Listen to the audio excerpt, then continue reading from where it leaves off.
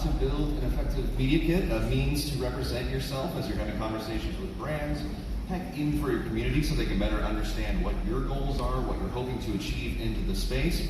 But for those of you who haven't seen us in a previous session today, I figured it'd be worthwhile to introduce ourselves again. My name is John Brentz. I go by Kawaii Guy. I have been a broadcaster in our space for nearly 20 years now. Wow. Early Justin TV era into Twitch, and now I'm proud to be a member of the community team at Twitch, where I handle the ambassador program, our meetups program, and our guilds efforts.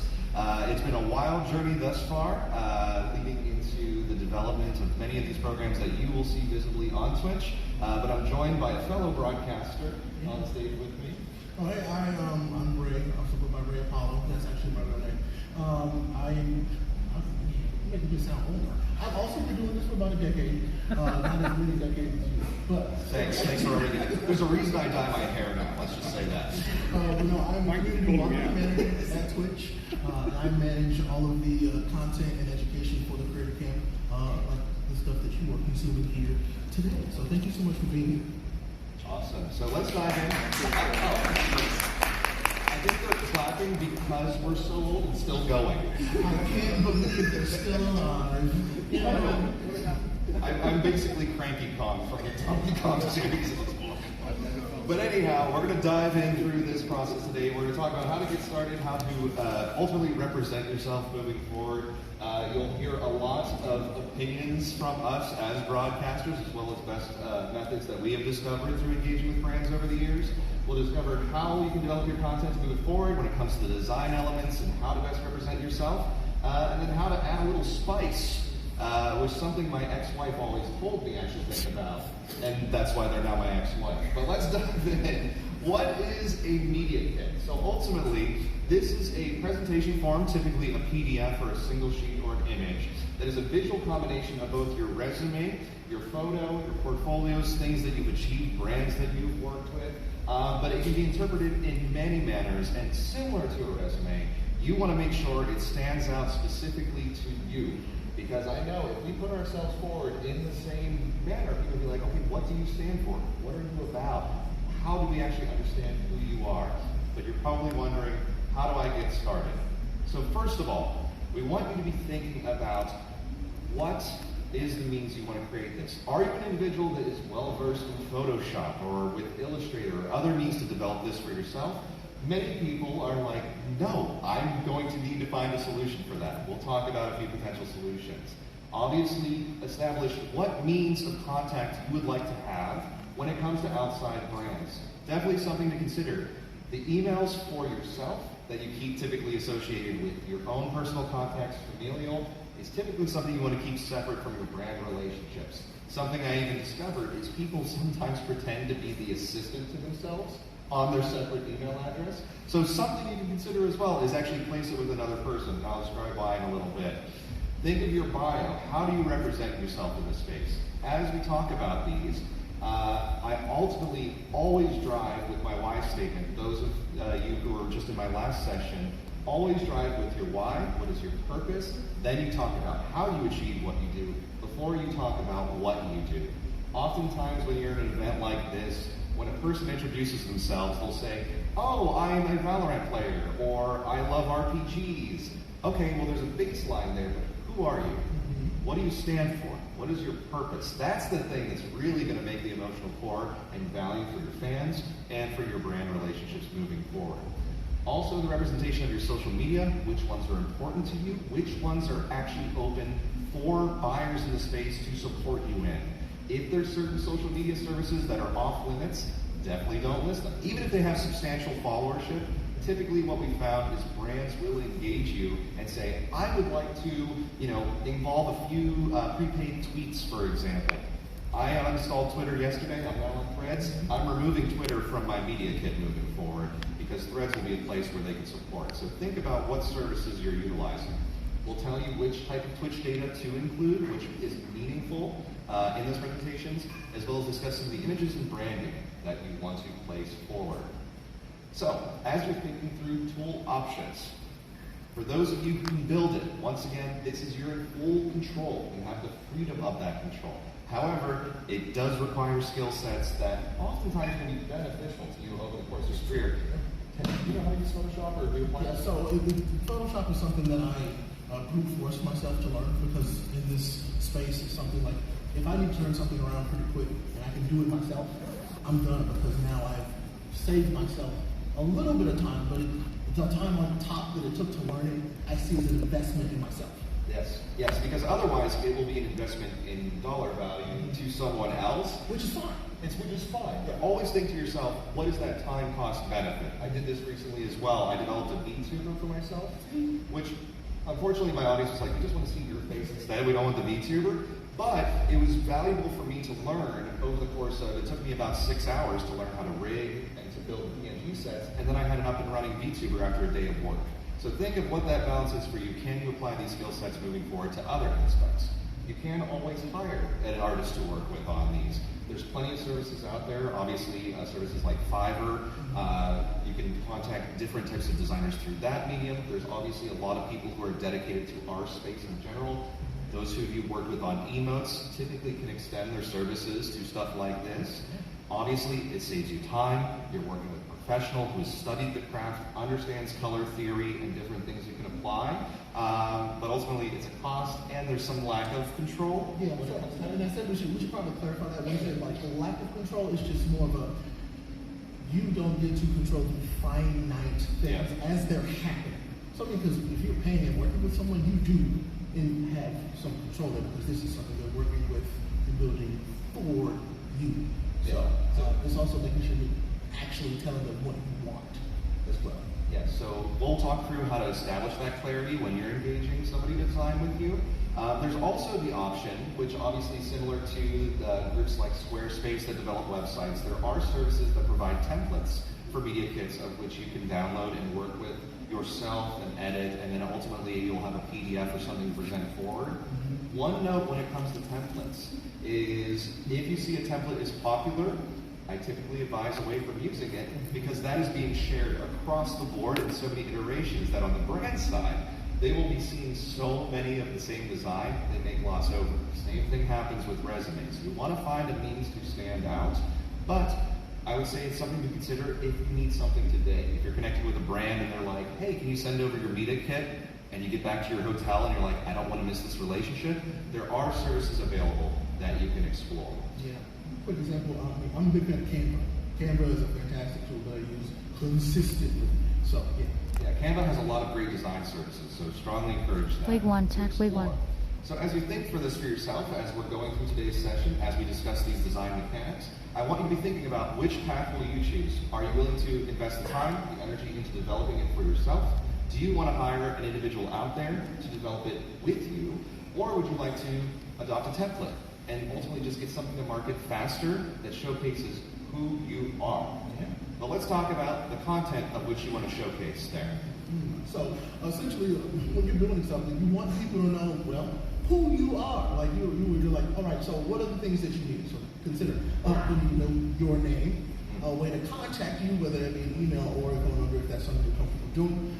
You want to use the social channels that, again, like we talked about, are relevant to this space, because don't just list them all because you have them. Make sure they're the ones that you think are going to be, first of all, your best show of what you're trying to sell, essentially, and the ones that you're comfortable with having be used. Because John did say there's some who have a plan in mind when they are wanting to work with you, but you're like, actually, I know that my audience is most engaging me on Instagram, so we should do 4 Instagram stories instead of 4 tweets.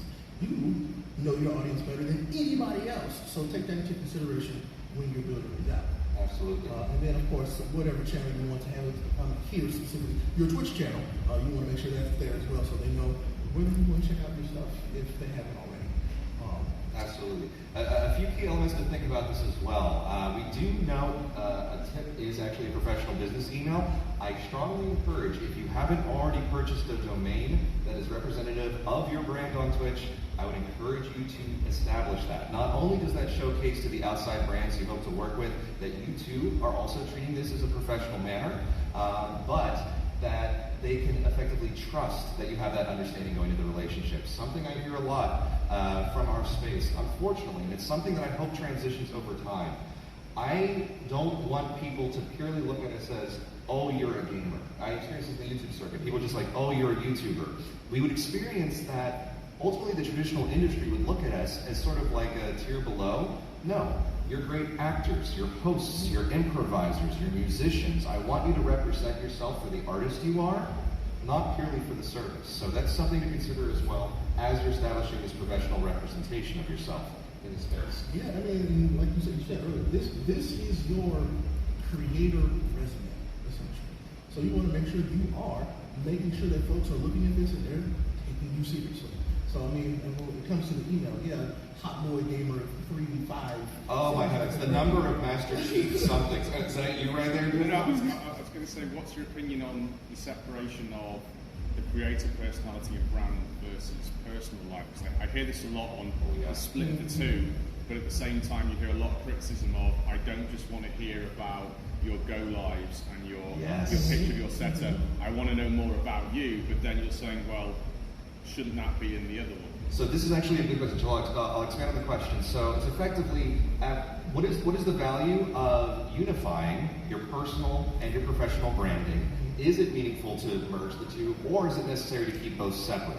And so this is something of which I encourage for each of you to explore. I know that, for example, some communities are wholly based on, I identify in the queer community. So people are typically attracted to, oh, your experience or what have you experienced. But you want to be cautious with how much you establish on your personal life to the expanded out there with your audience. This is where we hear of things such as parasocial relationships forming in the sphere, where they believe they're your friend, and then ultimately there's like still a barrier or a fourth wall you would like to place up. So what I typically encourage is your stage persona. So in my case, it's Kawaii Guy.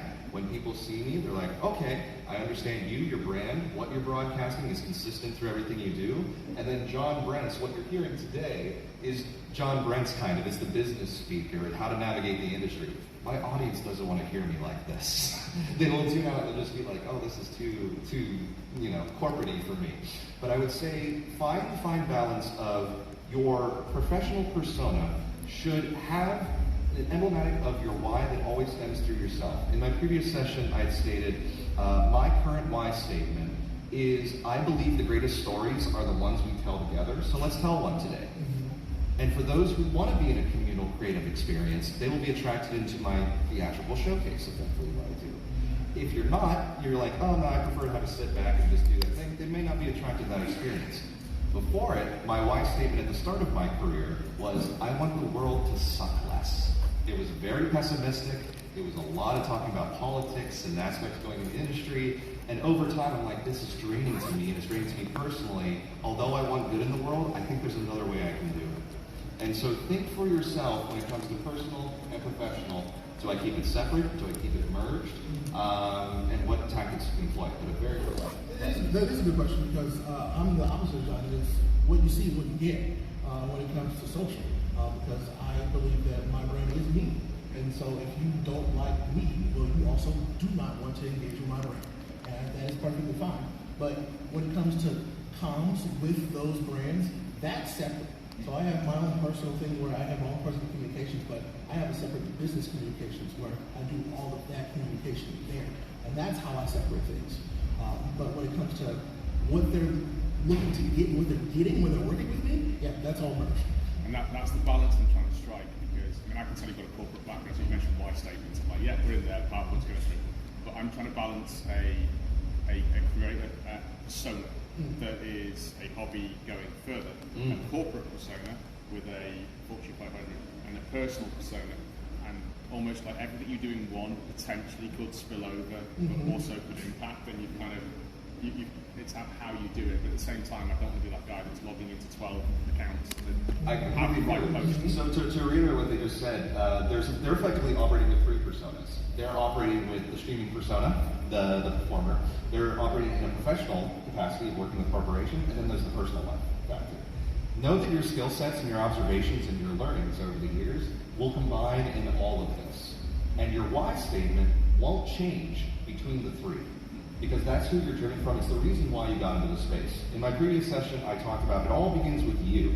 There's a reason you started broadcasting. There's a reason why you are drawn to do what you do.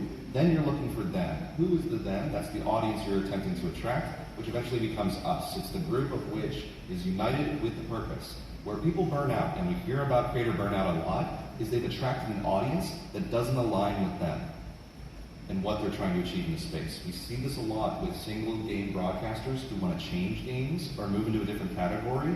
You reach a point where you're like, the audience I've attracted doesn't want to see me explore, and therefore you burn out. So you always have to make sure that the you statement is consistent, and that's the means that I found of navigating through this project. What's that sound like, John? So it's like if you're doing a job that is draining you, but it's paying you well, guess what? It's like, yes, it pays the bills, but man, this sucks. And so it's hard, but then it's hard to want to move on to something because you know that it satisfies all the other needs that you have in life. You know, so it's just that balance of making sure you're doing what is true to you, but also is making you capable of taking care of yourself. It's really important. Which I love the fact that you posed this question because you gave me the perfect segue into how you describe this for your audience. So I'll toss you the $20 bill afterwards for thank you for queuing it. No, but if you think about your who, what, how, why, how you approach the space, I always encourage begin with the why statement. That's the emotional trigger for any given audience.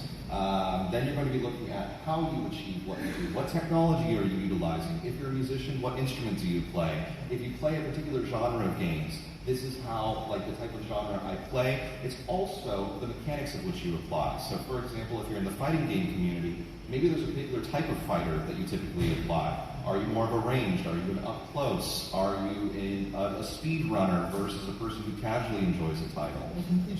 Are you a completionist like Gerard, the completionist? No, great person. But then it all ties together to your origin story.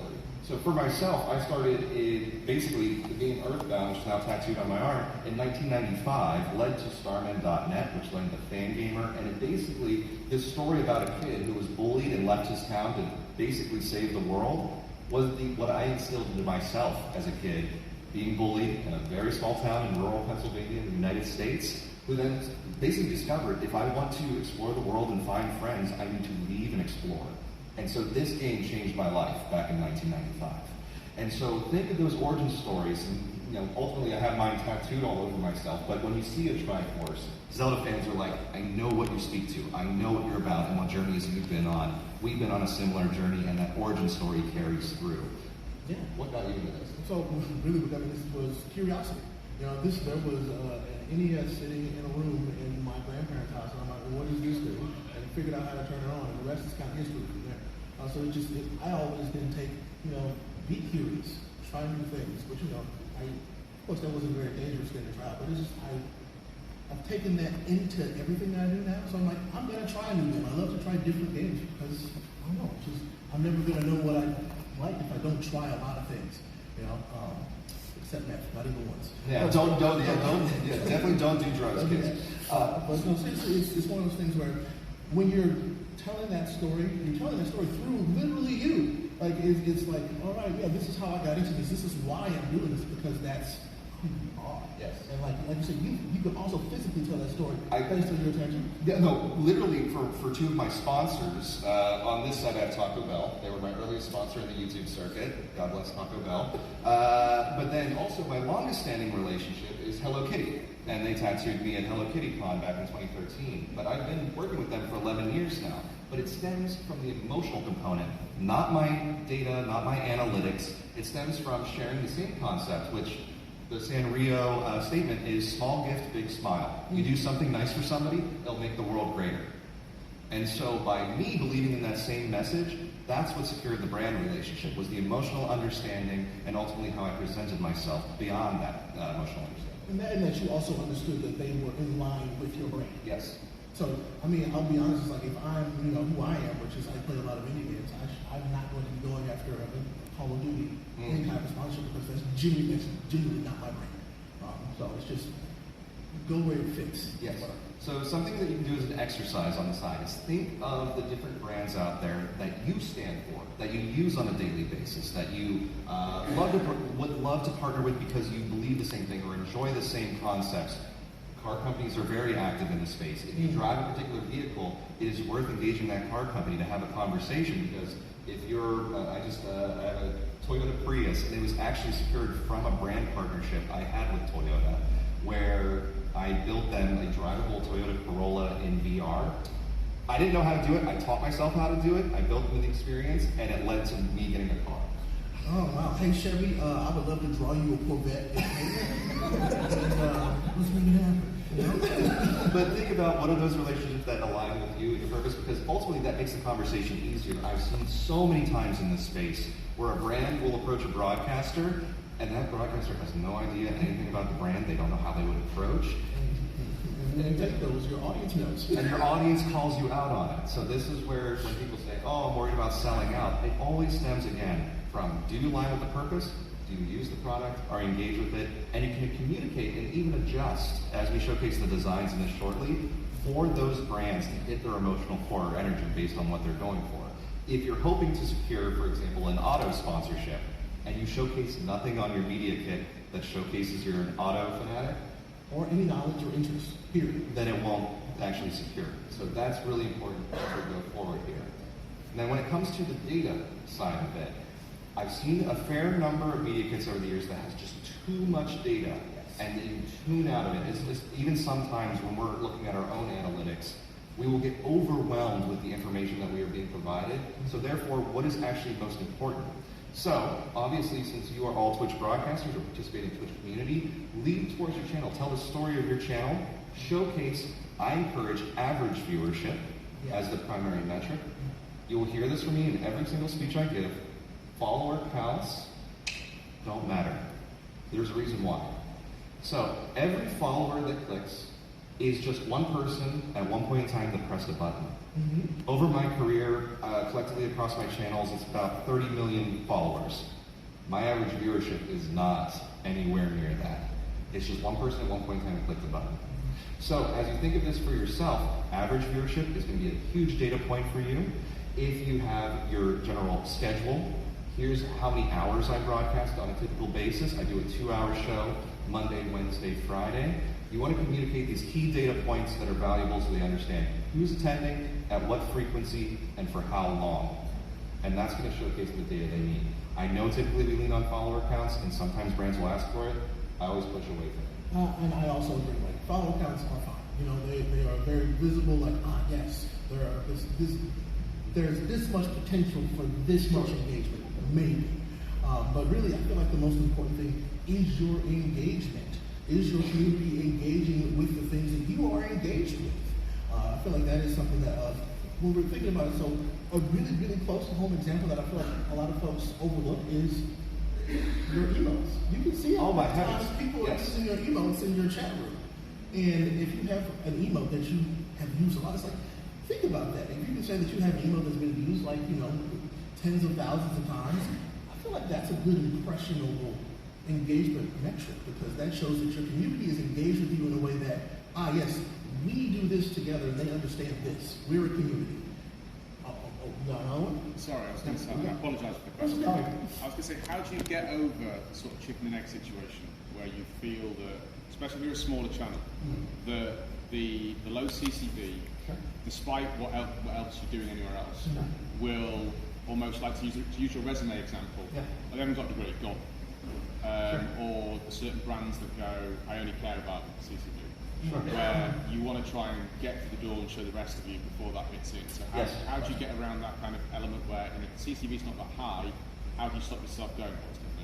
Okay, perfect. So the question is along the lines of, how do I effectively communicate my concurrent viewership, my average viewership, in a way that embodies like what I can achieve without scaring a brand away of like they're only looking for that top line metric or that top line number. And if you have the opportunity to engage in a conversation with a brand, I typically do it in this manner, where I will say, let's say for example, I just began broadcasting and I have one viewer, and we've all been there, and I was there at one point in my career as well. You have one person, and sometimes that one-on-one engagement is the most valuable conversation you have. It's the conversation you have with a sibling. It's conversations we have with ourselves. That is an incredibly engaged person who is actively involved. That is one major engagement conversion that is guaranteed.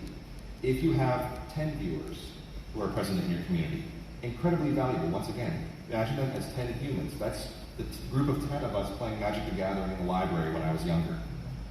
Those are people who are actively engaged with me and present. 30 viewers, it's now turning into a house party. Okay, I have 30 people who are actively involved, grabbing food from my kitchen, getting a drink, maybe playing a jam session with me in the garage. That is a meaningful base of humans who are present. When you start to get into the communities of 10,000 plus, think of yourself as a person on a stage in a stadium. Is each of those individuals actually having an interactive experience with you? They may be engaged, maybe passively listening, maybe thinking. Apologies for that. There will be that moment of, is it actual engagement or is it passive? And I gave an example in my previous session. On some of the people that I've represented over the years, one of them averaged about 10,000 average viewers, and another one was averaging about 250. The person who averaged 250 made more money holistically across the entire industry than the person with 10,000 because they had a dedicated audience base that was a buying audience that believed in what they believed in and would purchase behavior, anything that they promoted on their channel, versus the passive 10,000, which was more clout, vanity, for the memes, that type of vibe. So really, when you're talking with a brand, and if you have an opportunity to, showcasing the value of the engagement of your base, regardless of size, is meaningful. If it is a brand that's just thinking about metrics, they're probably going to be a brand that eventually has an article somewhere in the news saying, I got burned. And then also that probably won't support you, Yeah. And so it's very vague, yes. But another really important point I like to give folks who are working with brands, go to them with a plan. Don't just say, hey, I want a keyboard. Well, what would you do with a keyboard? It's like, oh yeah, I want a PC. Well, what would you do with a PC, and how does that mutually benefit them as well? Because guess what? They also are looking to get something out of this, regardless of the type of partnership you're looking to have with the brand. So you go to them with a plan that's specific to what you and your community is about, and it already makes you way more unique than probably 90% of the other folks they're talking to. Because you've already come to them with a goal in mind. Absolutely. So when it comes to actually the data that you're including, when it comes to average viewership, etc., in the previous session I was talking about, definitely don't absorb yourself in the day-to-day broadcast viewership metrics. That will honestly, it'll burn you out as well. You'll get very exhausted. It's 1 point. I would recommend 90 to 180 day averages across your audience base, because what that showcases is longevity associated with your brand and your broadcasts versus immediacy. Because sometimes we'll have that moment where we get a huge raid from a broadcaster. Let's say, for example, Sear raids me and I now have 5,000 people watching, only to go to my next broadcast and not have that. I don't want to share the falsified metric. I want to share who's actually present. So, in short, over effectively 90 to 180 days, that's the data of which you want to pull, but also the frequency of the broadcast. Once again, you want to make sure you're communicating forward, how many times you're broadcasting, what's the potential schedule to work with you, and ensure when you're having that communication with the brand, they're working on your schedule. Because ultimately, that is how you'll deliver best to your audience versus adding an additional day and then pulling out from that experience. Yeah, and I like to boil that last point out too. Be honest. Be honest about your numbers. It might seem like you're like, oh, well, if you just be honest about your numbers. Because remember, in most cases, if they're just about your numbers, that's all it's going to be about. That's your relationship with them. But if it's about you, way more important. And those always lead to the longer lasting relationships. So let's talk into design. Who are you as a creator at a glance? So if we think of the Twitch experience, when you're coming onto the website, there's really only one primary identifiable factor before a person steps into what I like to refer to as your storefront, and that's your thumbnail. Hope over time, and many conversations are being had with our design team, of how to explore this and expand on this for the viewer. But we want to think about overall branding elements. If you were to present yourself like a storefront, if I were to walk up to a Nike and I see the giant swoosh logo and I see some sneakers on the outside, I can anticipate stepping into that store, I can buy a pair of shoes today. I hope so. I hope. But the issue sometimes occurs where your branding is not aligned with what I'm achieving. I noticed this, for example, with myself as Kawaii Guy. Very colorful, everything's very aesthetic. But then when I was doing my Halloween month, where I'm just playing horror games, my audience is looking at me like, what? No, I don't want this. This is too gory, this and all this stuff. So you want to make sure you're representing yourself moving forward. So who are you at a glance? And a few elements to consider, and this should be consistent across all mediums. Which logo are you using? I strongly encourage your profile picture be consistent across all mediums. That way they can easily identify, yes, this is you. Yes, this is what you stand for. Consider which fonts you are using. There's a great website called Dafont, D-A-F-O-N-T, which is a great resource for free fonts, paid fonts, so that way you can find one that identifies closely with you and have that consistent across all of your branding. If you identify with Comic Sans, please do not tell me. Yeah, we are no Comic Sans group. I should have actually switched the next slide to Comic Sans just to make you think in terms of like color theory. So different colors exhibit different emotions. For example, there's a reason why most food restaurants use red and yellow. It actually triggers the hunger mechanic in our brains as people. Wait, I use red and yellow with my brand. And every time I step into your show, I get very hungry. Now I have some things to rethink. So which three colors are effectively most in your wardrobe is typically what I lean on. If you wear predominantly black, white, red, when I was in my Tim Burton era of my life, it was a phase, Mom. Okay. It was a phase. I would say then that should be applied across the branding. At this point for me, it's pink, pastel purple, and blue, which is in the through line of everything that I wear now. That's how I present myself, it's the colors I dye my hair. It's also consistent through all of my branding. So really think about what is those colors, what emotions does it exhibit, and what type of community does it attract. I encourage reading a little bit about color theory, it'll help you a ton. Caricatures and mascots. Do you have a mascot? Ish. It is basically an anime version of myself. Yeah. Yeah, that is my mascot. But it's just like that also identifies my brand because folks know that I really enjoy anime and manga. And so that's part of it. Absolutely. So it's similar to like a lot of VTubers will utilize this, for example. A lot of them will apply the manga or anime aesthetic. When you step in, you assume that that's what they're into. Once again, like by seeing the Hello Kitty, by seeing these logos on me, you will assume, oh, you know what Sanrio is. And if I didn't, it would be weird. So think of that through line for yourself. If you develop a mascot, I have a mascot based on the chat bot that I have, Kawaii Bot, and I made a little robot figure that people identify with, and they ultimately download her and like put her there on like their images and stuff like that. So I would say consider a mascot. They do work wonders to also separate from the personal branding and have them attached to something additional. Overall style, when it comes to how you present yourself, it's always good to look at other brands that are out there in the space that you're like, ooh, I either like the clean, slick design of, let's just say, like how Porsche presents their products, or I like the eccentric nature of, for me, 6% Doki Doki is a fashion brand in Harajuku, very eccentric in everything that they do. And I'm like, oh, that's actually what I identify with, my community identifies with. So think of what those might be for you when you approach a style. And ultimately, the brand voice is a through line of these aspects. What do you stand for? Once again, why do you do what you do? But the vibe must be consistent across socials. It must be consistent in your broadcasts and visual aesthetic. So this is also something to consider. I know, for example, like I mentioned, I'm now on Threads instead of Twitter. My Twitter brand was my personal style. It did not align with the Kawaii Guy aesthetic. So think of every post you do across the services should have the through line of who you are. Ultimately differentiating that content is a whole nother conversation and a whole other panel, but something to think through is keeping the vibe consistent in all that you do. When it comes to what you're presenting, and we'll showcase a few examples here shortly, including a headshot. If you don't have headshots that are professionally done, take a selfie or just pull up your phone in front of you. Cameras have become so good, you can absolutely take a headshot on your own. Oh, like even my YouTube content, I had a person contact me, they're like, oh my God, what camera are you using? I'm like, iPhone 14 Max Pro. Yeah, and they're just like, oh, okay, it's not a 4K Sony. I'm like, no, you don't need that anymore.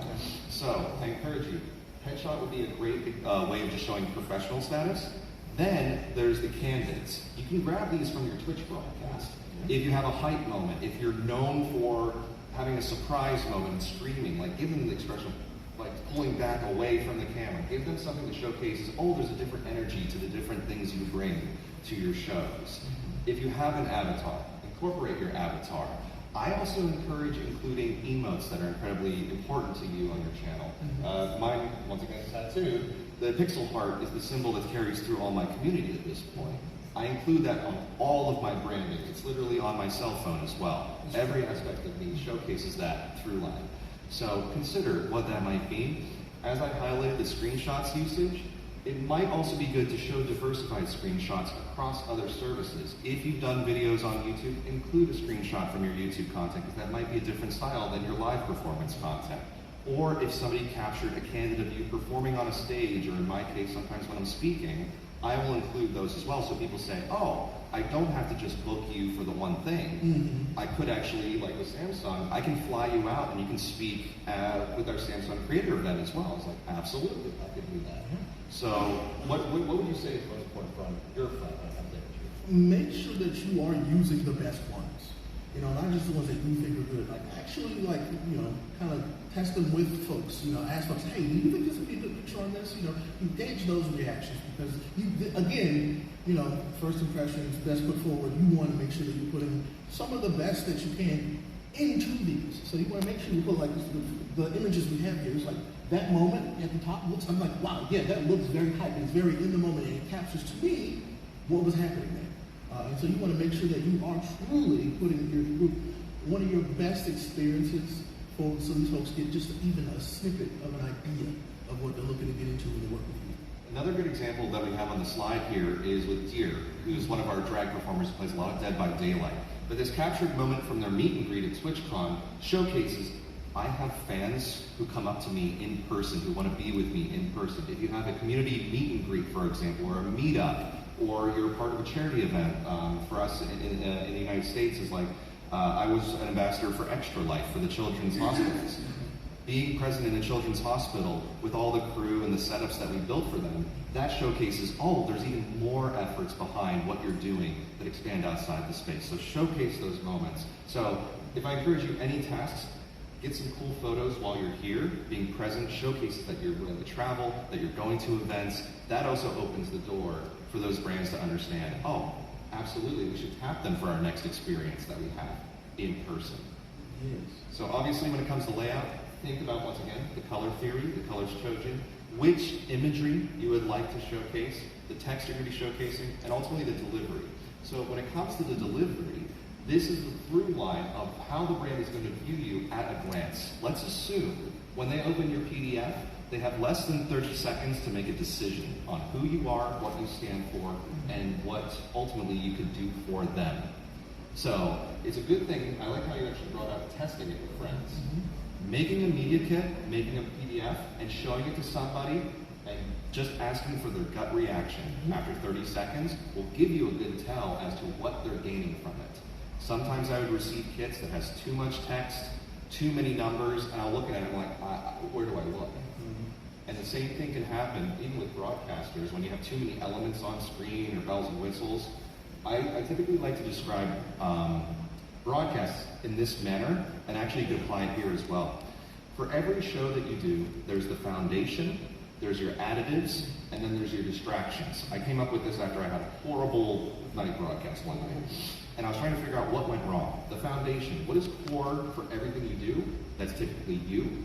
That can be a methodology that you apply to what you do, but that is the core, that's your foundation. The additives, what makes the world better that you are contributing to? So, like, for example, that is the game you're playing. That is the session that you're having chatting with your community. That is perhaps an additional bell and whistle that you have applied, for example, an alert that will pop up at certain times.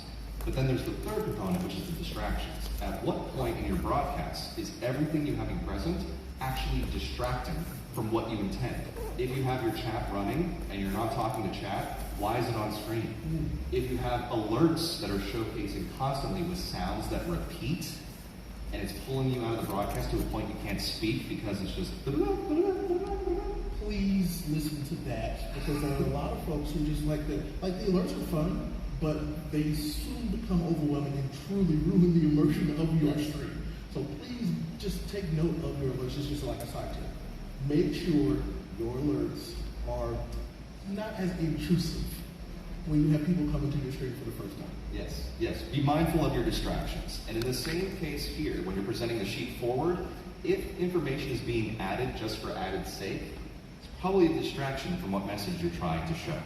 So I strongly encourage, as you're going through this exercise, if you give it to a friend to review, see what they garner immediately, because that will be the core foundation of which you can then put forward. in your showcase. So once again, be concise. Balancing the text and images is important. Don't overdo it on the text because, and this comes from years of having to read many scripts in Los Angeles, oftentimes we will blaze off pretty quickly if there's too much text. When it comes to, let's see here, further aspects of layouts, we have an example here that we have on the screen. So if we're looking at this example showcasing from Justin, who is a broadcaster in our space, and they actually were working on many of our community initiatives for a while here. They're highlighting next to, effectively, their screen setup shot, their bio, what they stand for, the communities they stand for, ultimately, what things they have participated in, whether it's hosting, participating with the ambassadors, stuff like that. Their core achievements that they've achieved over their careers. Celebrate the awards you've done. If you have a record for speed running, showcase that here. If you've raised money for charity of any level, showcase your charity wins here. Those are key milestones that flag to somebody that you are active in the space and doing so. When it comes to activations, any brands or key brands that you have worked with, sometimes I will see them include, like for example at the bottom, the sponsor snapshot. The only flag I'll raise with this is once you include a brand in a particular category, that may exclude other brands from that category. So for example, if I'm working with Toyota, I cannot work with Honda. And if I have the Toyota logo on my media kit and give that to Honda, they may say no. So that's something to be mindful of when it comes to sponsors.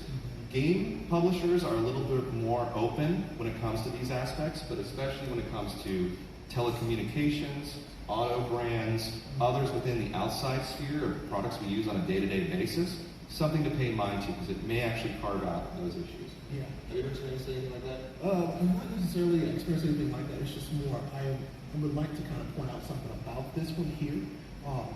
As you see, the metrics come after the story and the achievements because honestly, that's what's more important. And so if you get them in and they're there and you hook them with your story and what you've done, yes, the metrics are bonus. Yeah, that might be, in some places that might not get you in the door, but like we talked about before, might not be a door you want to go in.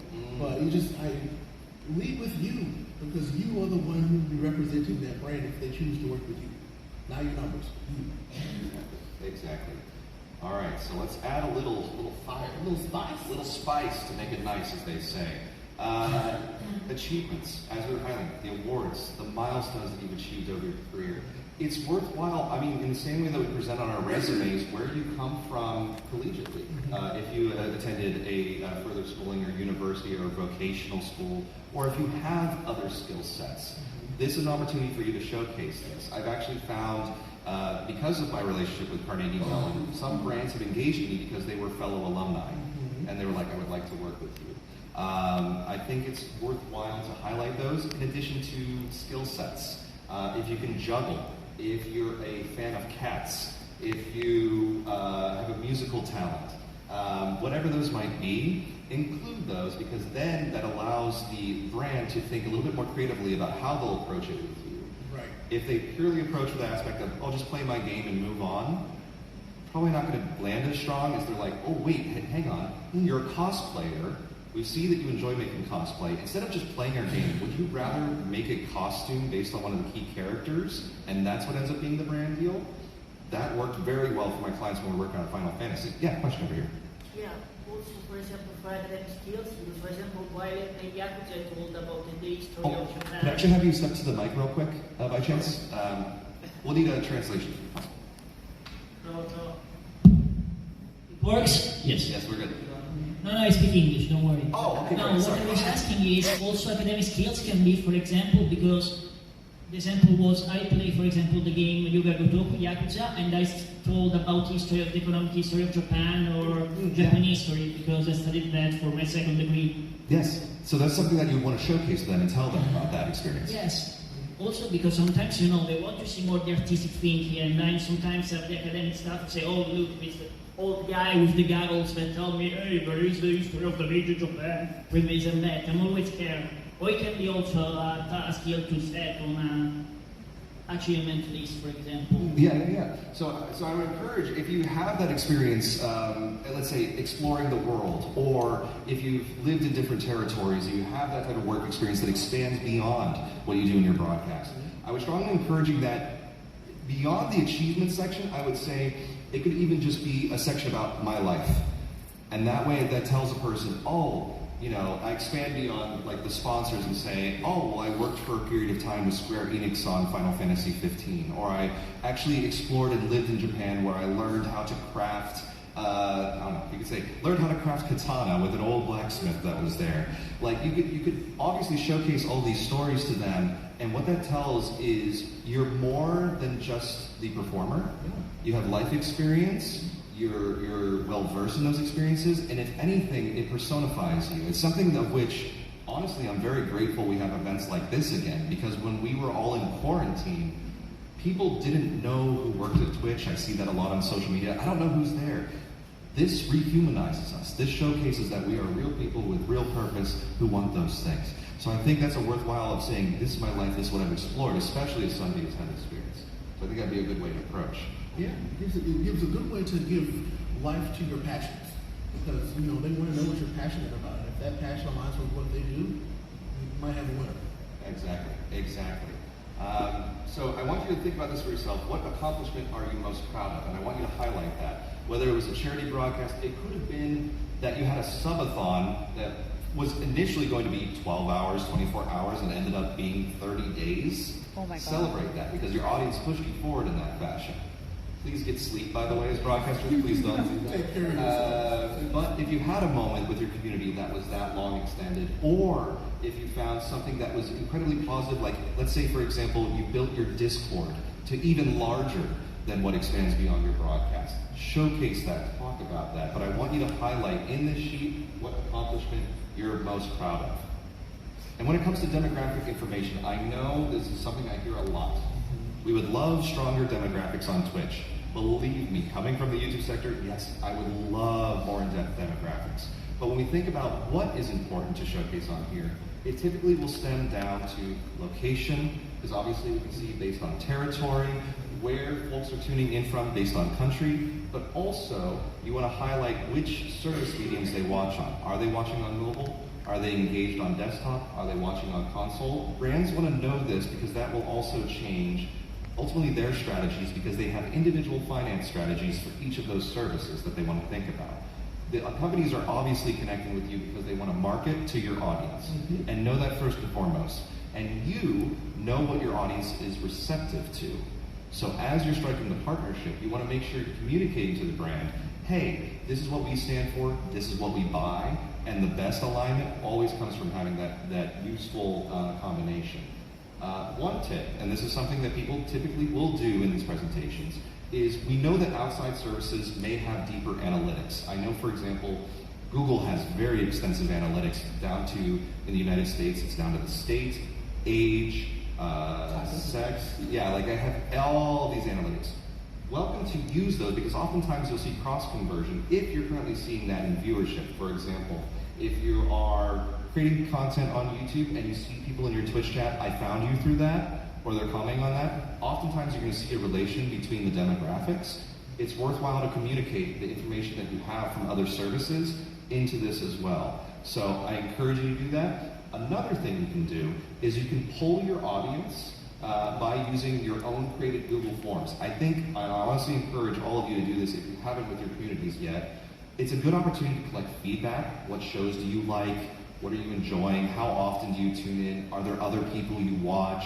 It's good to gain that information, but also you can collect their demographic information. What region or country are you from? What other interest segments do you have? I'm sorry, I just had a good idea for something. But no, yeah, absolutely. You want to make sure that you are pulling in as many data points as you have access to and as possible. When you're trying to showcase your best self, essentially, you don't just want to give them, hey, well, this one time, we had this one stream that was maybe a few hours long and we got, 300 subs. Why does that matter? Like, just because it was a really big moment for you, make sure it's relevant to who we're talking with. Because they don't care about that. They want to know, well, okay, sure, that was cool, but how often does that happen? So Just Yeah, probably that today. would be a big one. Testimonials, if you've worked with anyone in the space, if you've worked with a brand or a brand partner and they write back to you basically an email saying, wonderful to work with, or thank you, this exceeded our expectations. If you have community members that say these types of testimonials as well, it's worth capturing those and presenting them forward. Nothing showcases more value than someone else also saying, this person is wonderful. And that is honestly how we all operate. We operate based on gossip. There's good gossip and bad gossip. But ultimately, when you receive that good feedback, showcase it and make sure it's showcased in your presentation forward. So make it a habit. When you're talking with a brand, request a quote from them. If they utilize LinkedIn, also connect with them on LinkedIn. See if they can endorse you on LinkedIn for what you brought to the table. This is a very important tip because I feel like enough people don't do this that it would absolutely give you an edge when it comes to having brands view what you've done, because immediately they're a snapshot of, oh, well, they work with Elgato, and Elgato said this about them, and it's great. Use that to your advantage. Absolutely, absolutely. And as we highlighted on the sheet, use the logos of brands, especially when they've done it, over text. Once again, you're already going to have plenty of text on this sheet when it comes to your bio, the data. Use logos where appropriate, especially identifiable ones. And in my last talk, like I said, make sure it's the most recent logo. Don't use an old logo. Yes, make sure you're doing that. I know when I was getting my Taco Bell tattoo, I was very mindful to get the most recent one. So, as you're going forward, what can you do to stand out? Obviously, presentation is going to be key. Making sure that it's uniquely identifiable to you. Ensuring that what is packaged, what is showcased on all of it is exactly what you want to represent moving forward, and that the overall experience of reading this is enjoyable. You don't want to drown them out with just data points or like very expensive text. You want to make sure it's exciting. If it's exciting to you, it's the same thing I do with broadcasters. If people say, why am I not growing?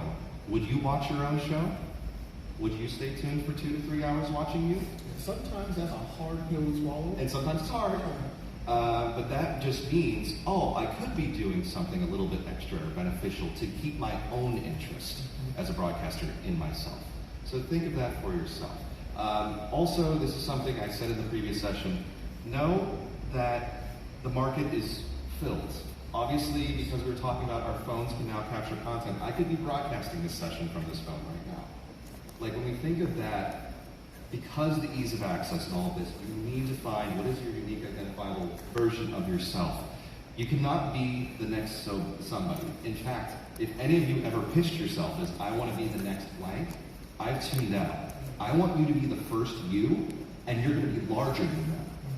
So I want you to always pitch yourself in that manner, never the next something.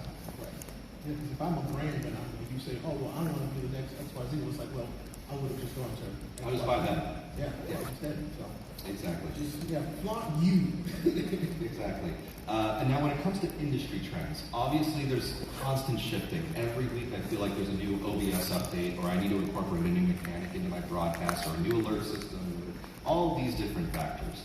Stay abreast of this knowledge, so continue to read all of the press articles, see what's out there, see who's buying in the space when it comes to brands, see who just did a partnership. For example, a lot of creators are working with Nix, who has a wonderful demonstration on our exhibit hall.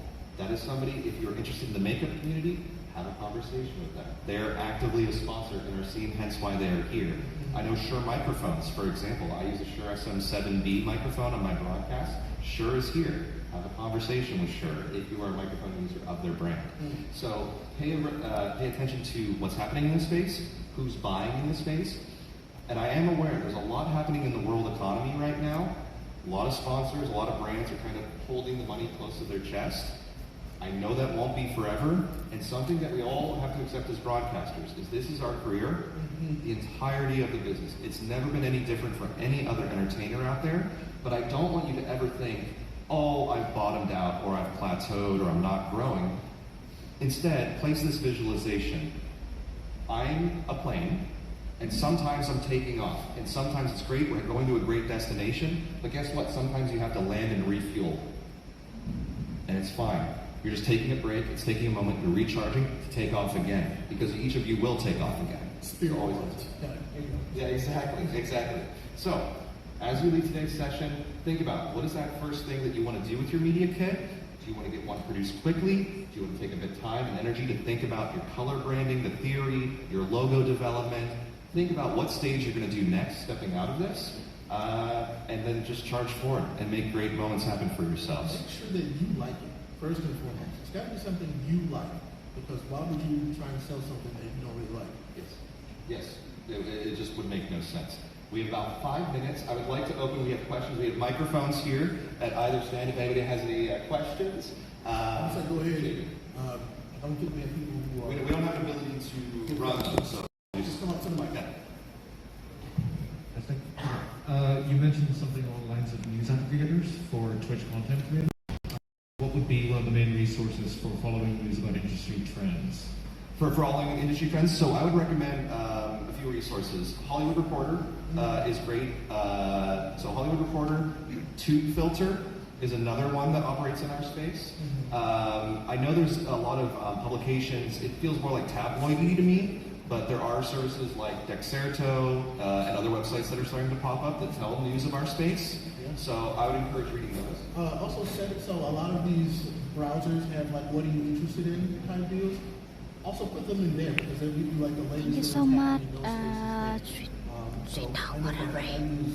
Thank you. You're talking about browser extensions? Not extensions necessarily. So like they'll be like, hey, what are you interested in? So I'll put in like, I'm interested in Twitch, you know, because I work at Twitch, and it'll feed me the most recent news articles about Twitch. There on my homepage in my browser. Another resource I'd highly recommend is LinkedIn. Just as professionals, it's a great worldwide community to connect with brands and partners. But also, that's where we will see sales members of the community celebrate what brand deals they just finished. And then you can see how did they view the performance, what were they interested in, what types of content they may even disclose what they're looking to do next. So that's another great resource to read. Thank you very much. Absolutely, absolutely. Any other questions? Come on out. Is it working? Yeah. As a musician, I don't have sponsorship because I'm a baby streamer. But I work with a lot of different instruments. And my question is about okay, I have to put some brand on my media kit, but is it not a lie if I put the brand where I play,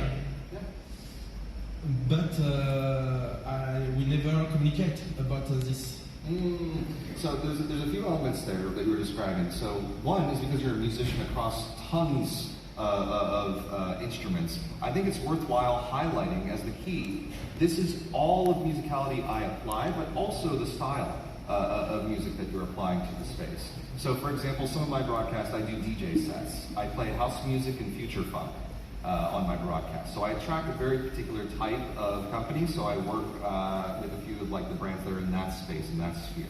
So I would say communicating first, here's the skill sets I bring, is going to be stronger than any aspect when it comes to here's my viewership. Because as a musician, you have a skill set that's so unique and honestly challenging to learn in the first place, that as brands are looking to partner with musicians, they want to be with the best skill, and they'll actually just like showcase like, hey, this is your talents, this is what you can extend.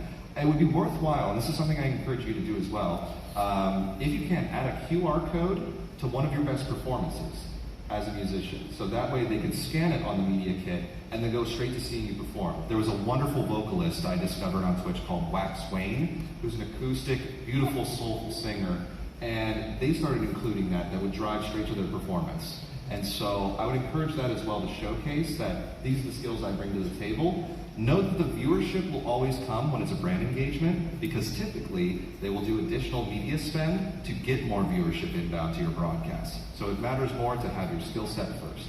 That's what I would encourage. It's a really good question. Yeah. All right, we have 1 minute. Any other questions? Any other burning questions? All right, here we go. What? Short person coming through. Oh, heavens. So I have a question about when it comes to being honest Yes. and the brand and everything and having an origin story, because as you said, it comes from you and stuff.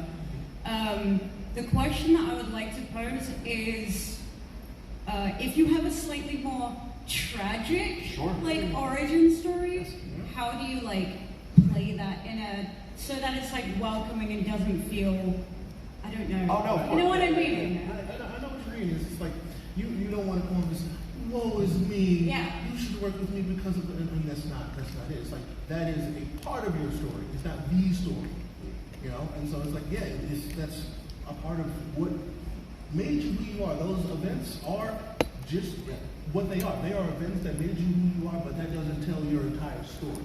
And so make sure you're not just leading in or following just that. It's like, because you want to tell them who you are in totality, not just this one part of your life, that which, although significant, has also shaped what you do. Yes. So, You can showcase, like, I experienced either tragedy or trauma. How did I overcome it? How am I now building a community that maybe unites around similar trauma, especially for care groups, charity initiatives, etc. There's a reason why I raise certain money for different cancer charities, because I've lost my father, my cousin, and both my grandparents to this. And that is why I go for this particular charity. So you can speak to those elements, but always showcase, this is what I've learned and experienced, and this is how I'm making it better. right. And they'll be completely receptive, because I know anytime, like I say, yes, I've lost a parent to cancer, when somebody else has lost a parent to cancer, we've experienced the same thing. And it'll work. You've got it. What's that term? Trauma bonding. It is. It's very much a real thing. I appreciate you all coming out for Thank this you so much. very much. Have a wonderful good time. And if you have any additional questions, we'll step outside and we'll chat with you outside. I appreciate it.